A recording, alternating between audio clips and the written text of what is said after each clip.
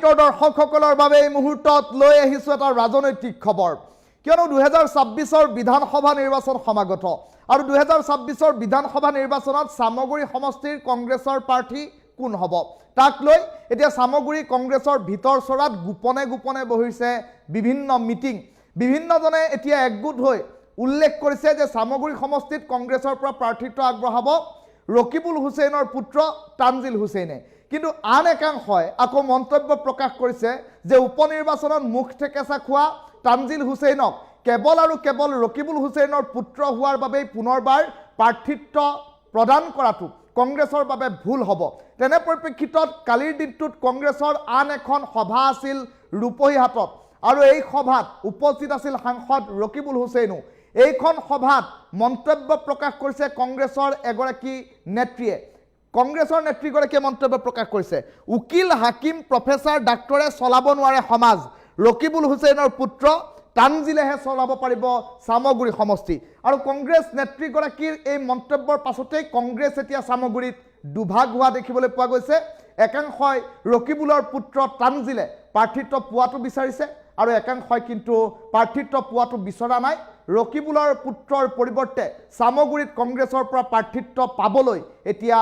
1 dozen প্ৰাৰ্থী সাজু হৈ উঠিছে এই ডাঙৰ খবৰটো টাইম মিটৰ দৰ্শকসকলক এই মুহূৰ্তত জনাইছো উকিল হাকিম প্ৰফেছৰ ডাক্তৰে চলাব নোৱাৰে সমাজ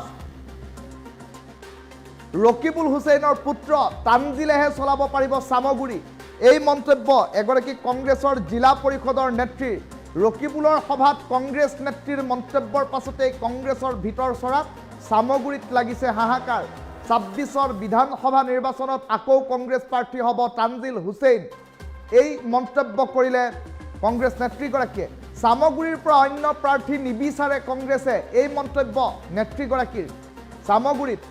তানজিল হুছেইনে কংগ্ৰেছৰ অন্যতম যোগ্য প্ৰাৰ্থী বুলি দাবী উত্থাপন কৰি ৰকিবুলৰ উপস্থিতিত ইতিমধ্যে এই সভাখনত সদম্ভ ঘোষণা জিলা পৰিষদৰ নেত্ৰীগৰাকীৰ আৰু জিলা পৰিষদৰ নেত্ৰীগৰাকীয়ে কৰা মন্তব্যত কংগ্ৰেছৰ ভিতৰ চৰাৰ সামগুৰিৰ সদস্যই মানি ল'ব পৰা নাই এই কাৰ্য সামগুৰিত ভিতৰুৱাকৈ কংগ্ৰেছৰ পৰা প্ৰাৰ্থিত্ব পাবলৈ 1 ডজন প্ৰাৰ্থী সাজু হৈ আছে ৰকিবুলৰ পুত্ৰ হল বুলিয়ে তানজিলক বাৰে বাৰে প্ৰাৰ্থিত্ব কিয় দিয়া হ'ব বিভিন্নজনে প্ৰশ্ন উত্থাপন কৰিছে আৰু তেনে পৰিপ্ৰেক্ষিতত দেখিবলৈ পোৱা গৈছে 2026 বিধানসভা নিৰ্বাচনৰ প্ৰাক মুহূৰ্তত সামগুৰি কংগ্ৰেছৰ ভিতৰ চৰাত এতিয়া এক প্ৰকাৰ হাহাকাৰ লাগিছে ৰকিবুলৰ সভাত কংগ্ৰেছৰ জিলা পৰিষদৰ নেত্ৰীয়ে কৰিছে মন্তব্য যে তানজিল হুছেইনেই একমাত্ৰ অন্যতম যোগ্য প্ৰাৰ্থী সামগুৰি সমষ্টিৰ বাবে আৰু এই মন্তব্যৰ পাছতেই সম্প্ৰতি দেখিবলৈ পোৱা গৈছে কংগ্ৰেছৰ ভিতৰ চৰাত এক প্ৰকাৰ চৰ্চা আৰম্ভ হৈছে কিয়নো শেহতীয়াকৈ বিধানসভা উপনিৰ্বাচনত সামগুৰি সমষ্টিত প্ৰাৰ্থিত্ব আগবঢ়াইছিল ৰকিবুল হুছেইনৰ তনয় তানজিল হুছেইনে ৰকিবুল তনয় তানজিল হুছেইনে উপনিৰ্বাচনত কংগ্ৰেছৰ পৰা প্ৰাৰ্থিত্ব দি কংগ্ৰেছৰ হৈ প্ৰাৰ্থিত্ব দিছিল আৰু কংগ্ৰেছৰ হৈ নিৰ্বাচনী প্ৰতিদ্বন্দ্বিতাত নামিছিল বিপক্ষত আছিল বিজেপি সমৰ্থিত দীপ্লু ৰঞ্জন শৰ্মা আৰু দীপ্লু ৰঞ্জন শৰ্মাই তানজিল হুছেইনক পৰাস্ত কৰি আজিৰ তাৰিখত সামগুৰি সমষ্টিৰ বিধায়কৰ দায়িত্ব লৈ আছে আৰু তেনে পৰিপ্ৰেক্ষিতত দীপ্লু ৰঞ্জন শৰ্মাৰ সন্মুখত তানজিল হুছেইনে মুখ ঠেকেচা খোৱা কাৰ্যক কংগ্ৰেছৰ ভিতৰ চৰাৰ একাংশ নেতাই সহজভাৱে মানি লোৱা নাই তেনে পৰিপ্ৰেক্ষিতত সামগুৰি সমষ্টিৰ পৰা 2026 নিৰ্বাচনৰ বাবে কংগ্ৰেছৰ প্ৰতিনিধি হৈ 12টাতকৈ অধিক প্ৰাৰ্থী 12জনকৈ অধিক প্ৰাৰ্থী এতিয়া কংগ্ৰেছৰ পৰা সাজু হৈ আছে কিন্তু একাংশ কংগ্ৰেছী নেতা নেত্ৰীয়ে তানজিল হুছেইনৰ বাহিৰে অন্য কোনো নেতাক প্ৰক্ষেপ নকৰে সামগুৰিৰ পৰা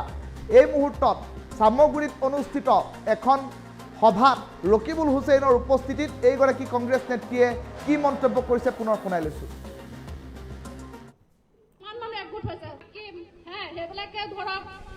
যোগ্য মানে প্ৰাৰ্থী হিচাপে কৈ আছে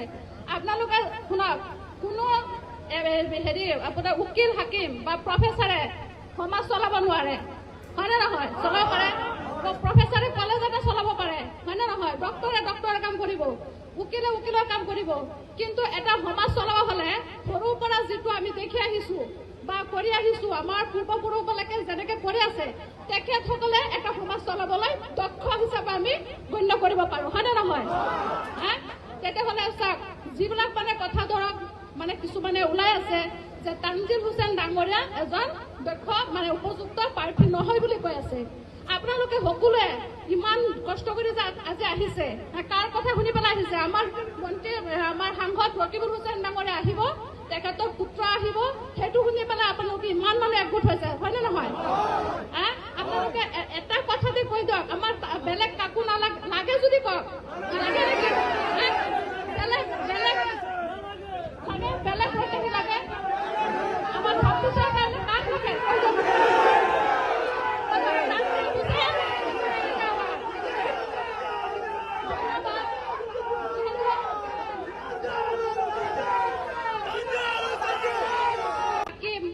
সেইবিলাকে ধৰক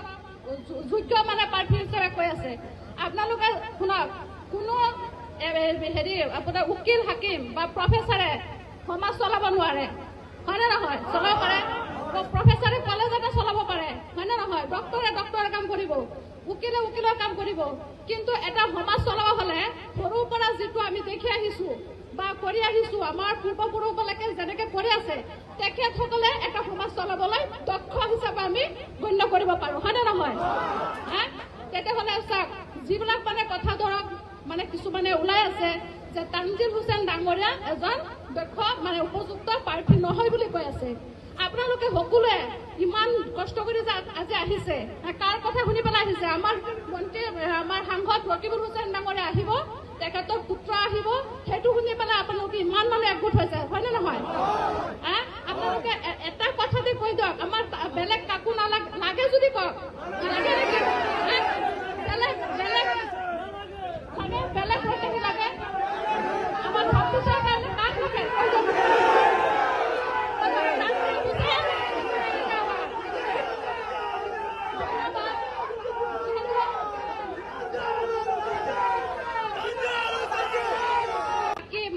সেইবিলাকে ধৰক যোগ্য মানে প্ৰাৰ্থী হিচাপে কৈ আছে আপোনালোকে শুনক কোনো হেৰি আপোনাৰ উকিল হাকিম বা প্ৰফেচাৰে সমাজ চলাব নোৱাৰে হয়নে নহয় চলাব পাৰে প্ৰফেচাৰে কলেজ এটা চলাব পাৰে হয়নে নহয় ডক্টৰে কাম কৰিব উকিলে উকিলৰ কাম কৰিব কিন্তু এটা সমাজ চলাব হলে সৰুৰ পৰা যিটো আমি দেখি আহিছো বা কৰি আহিছো আমাৰ পূৰ্বপুৰুষবিলাকে যেনেকে কৰি আছে তেখেতসকলে এটা সমাজ চলাবলৈ দক্ষ হিচাপে আমি গণ্য কৰিব পাৰো হয়নে নহয় তেতিয়াহ'লে চাওক যিবিলাক মানে কথা ধৰক মানে কিছুমানে ওলাই আছে যে তানজিল হুছেইন ডাঙৰীয়া এজন দক্ষ মানে উপযুক্ত প্ৰাৰ্থী নহয় বুলি কৈ আছে আপোনালোকে সকলোৱে ইমান কষ্ট কৰি আজি আহিছে কাৰ কথা শুনি পেলাই আহিছে আমাৰ মন্ত্ৰী আমাৰ সাংসদ ৰকিবুল হুছেইন ডাঙৰীয়া আহিব তেখেতৰ পুত্ৰ আহিব সেইটো শুনি পেলাই আপোনালোকে ইমান মানুহ একগোট হৈছে হয়নে নহয় আপোনালোকে এটা কথাতে কৈ দিয়ক আমাৰ বেলেগ কাকো নালাগে লাগে যদি কওক লাগে নেকি